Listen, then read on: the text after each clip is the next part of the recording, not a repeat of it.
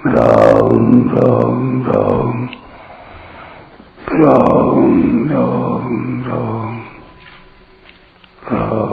राम राम नारायण नारायण। संबंध। पूर्व श्लोक में भगवान ने बताया कि मेरे और तेरे बहुत से जन्म हो चुके हैं।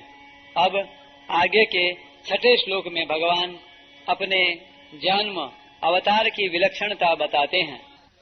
अजोपि सन्न व्ययात्मा भूतानामीश्वरोऽपि सन् प्रकृतिं स्वामधिष्ठाय संभवाम्यात्ममायया।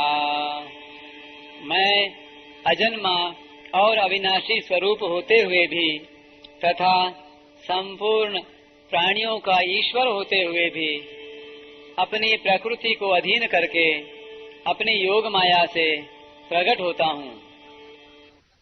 व्याख्या। यह छठा श्लोक है और इसमें 6 बातों का ही वर्णन हुआ है। अज, अव्यय और ईश्वर, ये 3 बातें भगवान की हैं। प्रकृति और योग माया, ये 2 बातें भगवान की शक्ति हैं और एक बात भगवान के प्रकट होने की है। इस पर टिप्पणी है। गीता में भगवान ने अपने अज, अव्यय और ईश्वर इन तीनों रूपों को जानने और न जानने की बात कही है। जैसे अज स्वरूप को जानने की बात है। यो मामजमनादिं च वेत्ति लोक महेश्वरम असम्मूढ़ समर्थ्येषु सर्वपापैः प्रमुच्यते। न जानने की बात, मूढ़ोऽयं नाभिजानाति लोको मामजमव्ययम्। अव्यय स्वरूप को जानने की बात। भजन्त्यनन्य मनसो ज्ञात्वा भूतादिमव्ययम्। न जानने की बात, परम भावमजानन्तो ममाव्ययमनुत्तमम्। ईश्वर स्वरूप को जानने की बात। भोक्तारम यज्ञ तपसाम सर्वलोक महेश्वरम सुहृदम सर्वभूतानां ज्ञात्वा माम शान्तिमृच्छति। न जानने की बात, अवजानन्ति माम मूढ़ा मानुषीं तनुमाश्रितम् परम भावमजानन्तो मम भूत महेश्वरम अजोपि सन्न व्ययात्मा। इन पदों से भगवान यह बताते हैं कि साधारण मनुष्यों की तरह न तो मेरा जन्म है और न मेरा मरण ही है।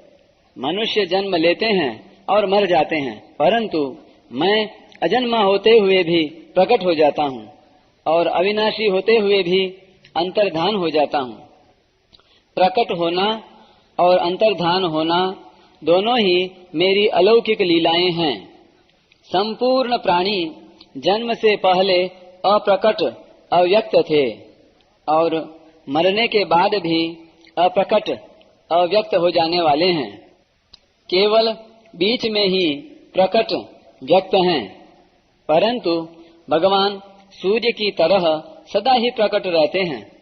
तात्पर्य है कि जैसे सूर्य उदय होने से पहले भी ज्यों का त्यों रहता है और अस्त होने के बाद भी ज्यों का त्यों रहता है, अर्थात सूर्य तो सदा ही रहता है, किंतु स्थान विशेष के लोगों की दृष्टि में उसका उदय और अस्त होना दिखता है।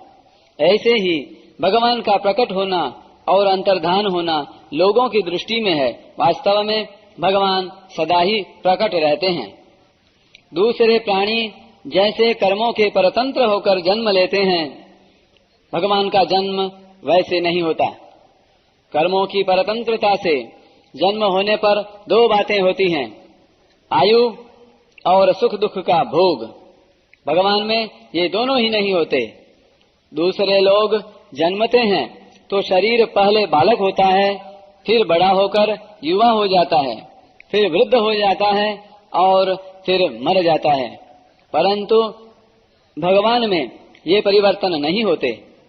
वे अवतार लेकर बाल लीला करते हैं और किशोर अवस्था 15 वर्ष की अवस्था तक बढ़ने की लीला करते हैं।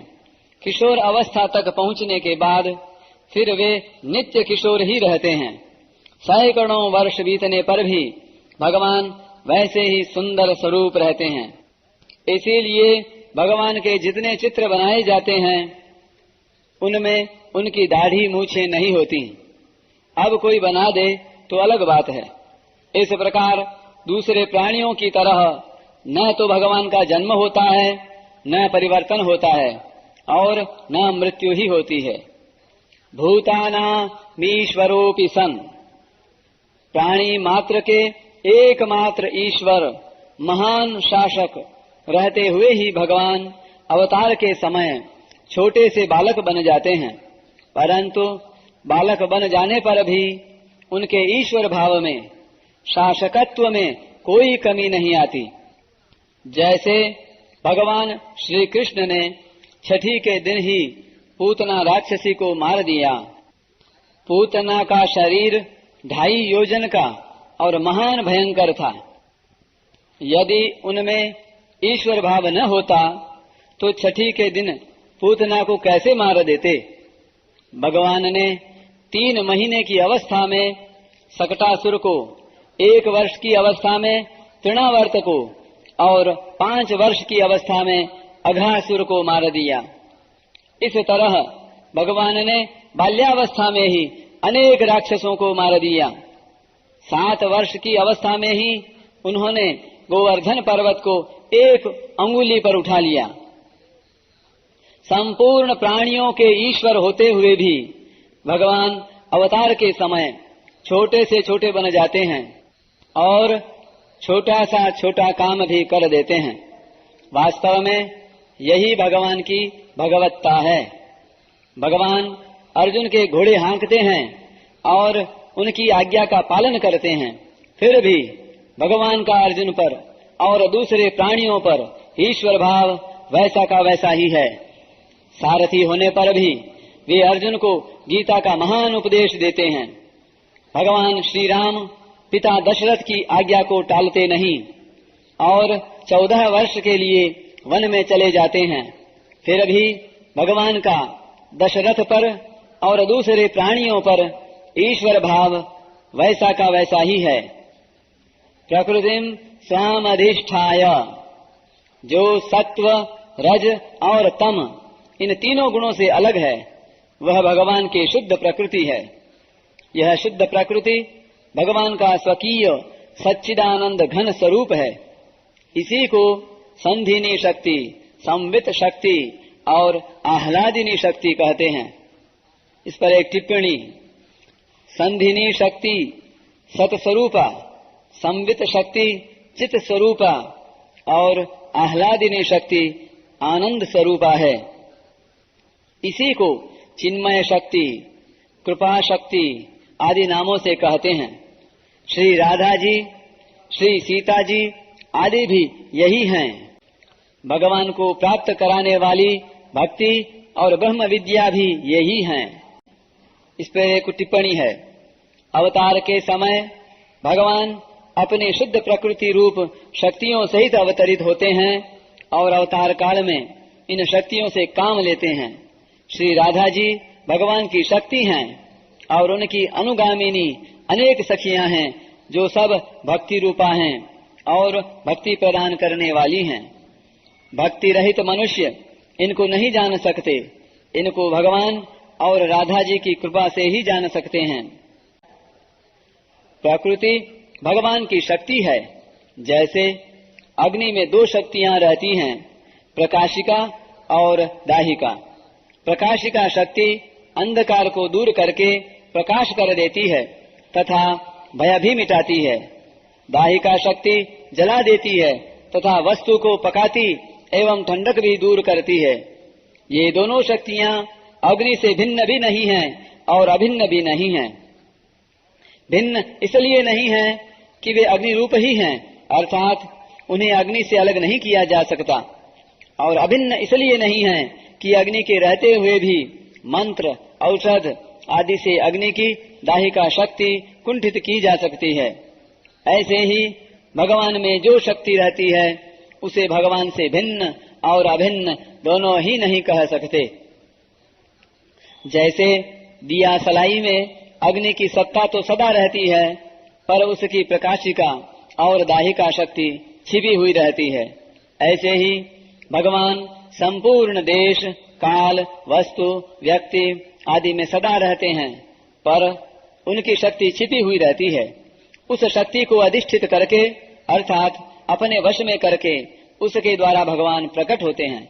जैसे जब तक अग्नि अपनी प्रकाशिका और दाहिका शक्ति को लेकर प्रकट नहीं होती, तब तक सदा रहते हुए भी अग्नि नहीं दिखती। ऐसे ही जब तक भगवान अपनी शक्ति को लेकर प्रकट नहीं होते, तब तक भगवान हरदम रहते हुए भी नहीं दिखते। राधा जी, सीता जी, रुक्मिणी जी आदि सब भगवान की निजी दिव्य शक्तियां हैं। भगवान सामान्य रूप से सब जगह रहते हुए भी कोई काम नहीं करते। जब करते हैं तब अपनी दिव्य शक्ति को लेकर ही करते हैं। उस दिव्य शक्ति के द्वारा भगवान विचित्र विचित्र लीलाएं करते हैं। उनकी लीलाएं इतनी विचित्र और अलौकिक होती हैं कि उनको सुनकर, गाकर और याद करके भी जीव पवित्र होकर अपना उद्धार कर लेते हैं।